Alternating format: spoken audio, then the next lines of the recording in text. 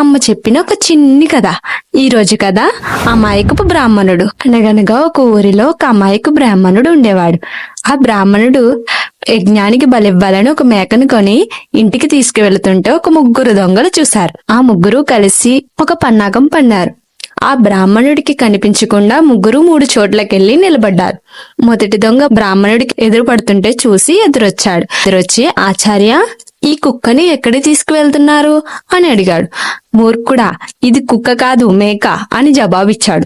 మేకను పట్టుకుని కుక్క అంటాడేమిటి అని ఆలోచిస్తూ దారిని కొనసాగుతాడు. కొంత దూరం వెళ్ళాక రెండో దొంగ ఎదురయ్యి చాలా వినయం ఉన్నట్టు నమస్కరిస్తాడు.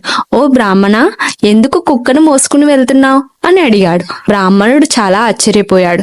మేకను భుజాల మించి దించి చూసుకున్నాడు. ఇది కుక్క కాదు మేకనే, వీళ్ళిద్దరూ కుక్క అంటున్నారేంటి అని ఆలోచనలో పడ్డాడు. దీర్ఘంగా ఆలోచిస్తూ మళ్ళీ మేకను భుజాలమే ఎక్కించుకుని తన దారు నడవడం మొదలుపెట్టాడు. కొంచెం దూరం వెళ్ళాక మూడో దొంగ ఎదురయ్యాడు. అపచారం, అపచారం, ఈ నీచమైన కుక్కను మీరు మోయడమేమిటి? మీరు అశుద్ధమైపోయారు అన్నాడు ఆ దొంగ. ఇంతమంది చెప్తుంటది మేక కాదు కుక్కే అయి ఉంటుందని.